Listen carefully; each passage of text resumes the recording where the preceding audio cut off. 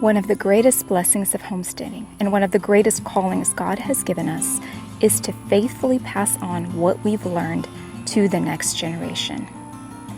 Whether we're teaching a child how to plant a seed, gather eggs, bake bread, care for and feed the animals, or simply work with diligence and gratitude, we're doing so much more than teaching a skill. We are planting seeds of character, seeds of responsibility, wisdom, perseverance, and seeds of faith. We are cultivating hearts that understand the beauty of God's creation and the joy of being faithful stewards of the gifts that He has entrusted us.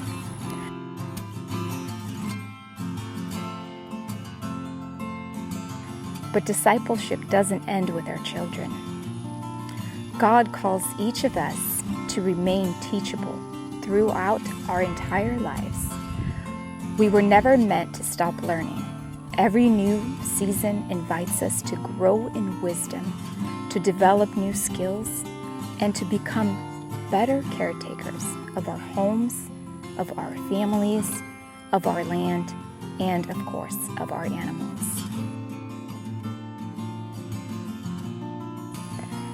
A learning mindset is a growth mindset, and a growth mindset reflects a humble heart, one that recognizes there's always more to learn and always room for God to shape us. Over the past month, I've been driving to a friend's farm to learn the basics of caring for and milking dairy cows. Every visit has reminded me that experience doesn't happen overnight. It begins with humility, the willingness to ask questions, to listen carefully, to practice faithfully, and to learn from someone who has walked this path before you.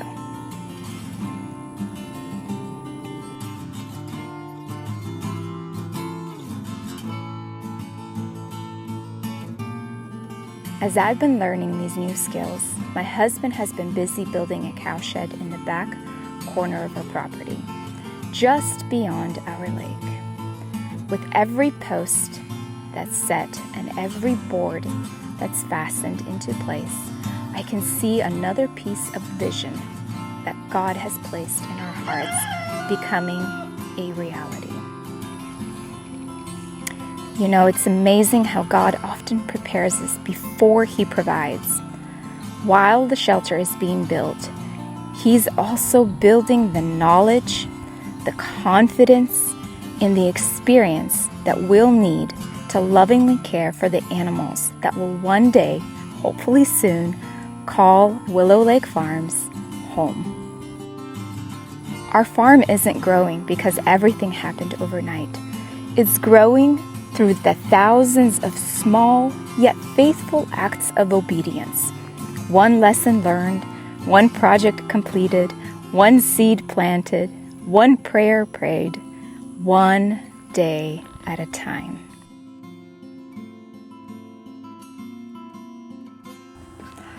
So this week we finished up the project for the cow barn. My husband painted it 2 different colors.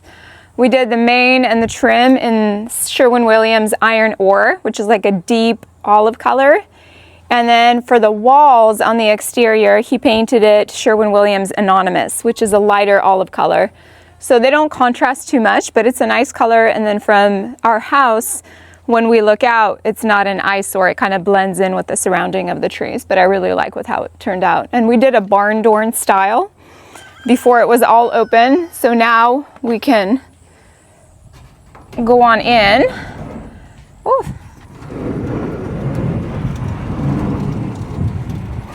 And you can see what we have done inside. Come on in. So this was the side where we were going to have the milking sanction. If you come on in, you can see we don't have any floors yet. So flooring is the next step to completion. And we have yet to get water here. We've tried different locations to get a well dug, but we haven't hit water yet. So that's next on our list. But the cow sanction would go over here in this corner. And then on the other side, we have a divider. We want to put flooring, and this will be where we can keep and store a lot of the hay. Right now we keep it in the garage, and we want it out of the garage. So this would be a good location. Also, we can separate it off if we store hay somewhere else. We can have a calf, or we can use this for birthing if the cow is in that condition and needs a place. This will be partially like a little barn area. As far as the exterior, what we're doing today with my daughter is we're trying to get rid of a lot of the Carolina weed that's taken over. It's not good for cows or horses, but we have a plethora of it. It's abundant. I understand that we won't be able to get rid of all of it, but we want to minimize it so that we can plant more grass and we can get that vegetation growing for the cows to be able to consume, eat, and have that for their nourishment. So that's our project for the day. It's going to be a sweaty day. Come along with us and let's get started. Here comes the cavalry.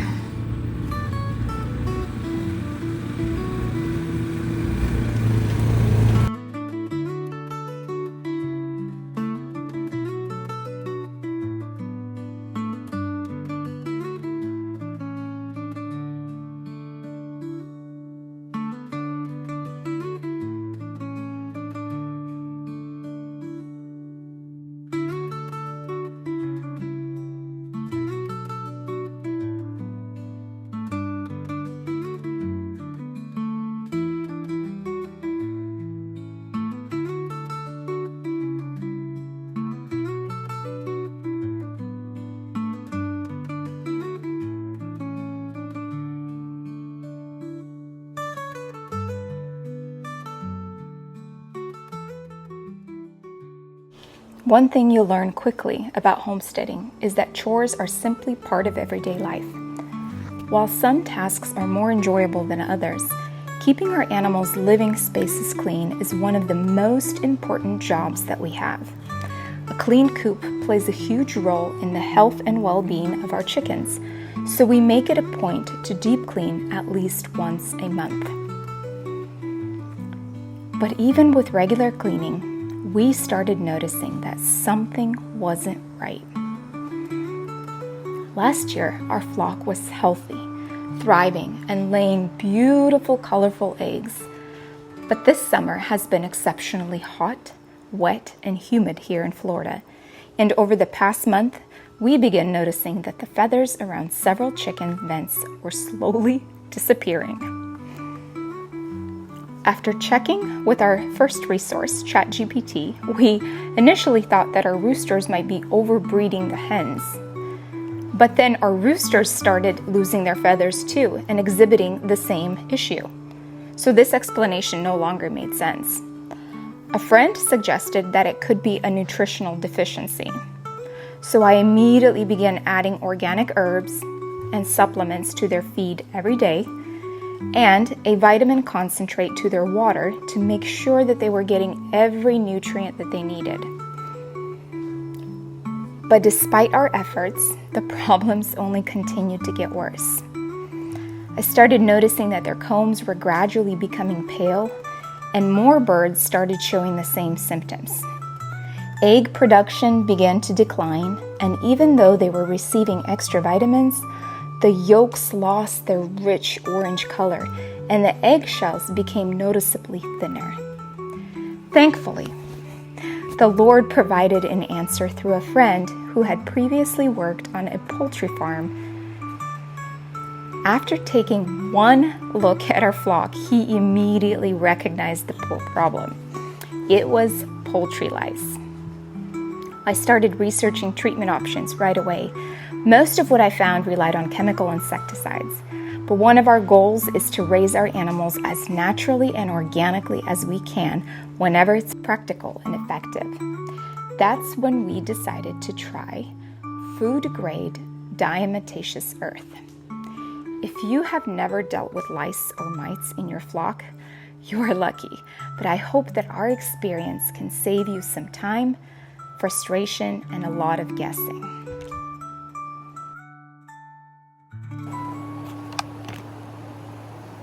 It's 95 degrees outside, so this is quite hot and we are sweating bullets.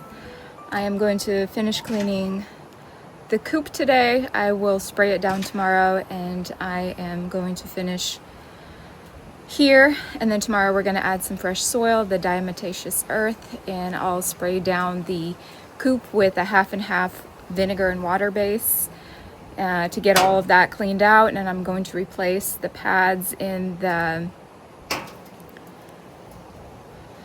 nesting boxes, and we should be good to go. Then we can treat all of our chickens with the diatomaceous earth, and in order to get rid of the poultry lice, we have to repeat this once every week for at least 3 weeks, and that'll help them find relief as well as eliminate future outbreaks. We're going to add a little bit of a diatomaceous earth into their dust baths, and this will help prevent future outbreaks, and their feathers should start growing in once they're healthier. Their egg production should increase because we've seen a severe decrease in egg production. Our poor chickens were just struggling, and I wish we knew earlier what it was, but now that we do and we know how to approach it, I wanted to share with you guys just to make sure that if you see your chickens walking around with their feathers around the vent starting to come loose, it's not always the roosters, it's not always malnutrition because we gave them plenty of vitamins. It could be poultry lice, so look into that.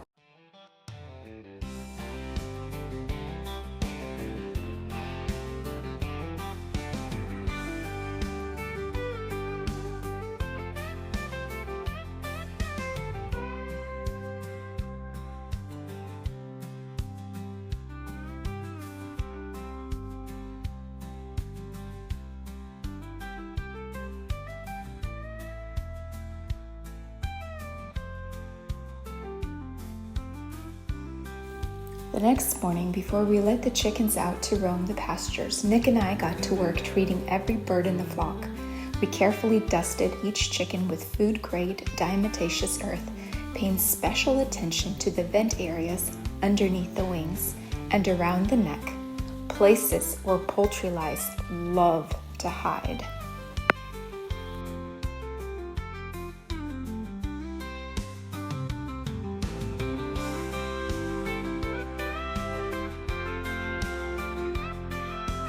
We started with the chickens that are already in the run, and then made our way into the coop to find the rest. Some of them definitely weren't eager to participate. In fact, one particularly clever hen even tried hiding behind another chicken in the nesting box, thinking that we wouldn't notice her. But we did. Once the flock was taken care of, I thoroughly cleaned the coop. I sprayed the walls, the roosts, and the nesting areas with our vinegar and water solution, removed all the old nesting pads, and replaced them with brand new ones. I also decided to add a fresh layer of pine shavings to give the coop a clean and comfortable start. Meanwhile, Nick brought in fresh soil from the run and mixed food-grade diatomaceous earth into it. That way, whenever the hens decide to take a dust bath, which they naturally love to do, they'll receive a little extra protection against the external parasites. Dust bathing is one of the chicken's best natural defenses, and adding diatomaceous earth can make it even more effective. Our plan is to repeat this treatment once a week for the next 3 weeks with consistency. That should eliminate the poultry lice infestation by breaking the life cycle of the parasites. As we continue to grow and learn as homesteaders, we hope you'll join us on this journey. Every season teaches us something new, and we're grateful to share both our successes and our challenges with you. If you found this video helpful or learned something new, we'd love to have you as part of our Homestead family. Be sure to subscribe and follow along as we continue building our homestead faithfully, one day at a time. A clap so soft, like a feathers fall, one by one, we hear them call. Slow claps, soft smiles, let the rhythm be, like the sway of the trees, or waves in the sea. Clap slow, oh so slow, feel the music flow, with slow claps and soft smiles.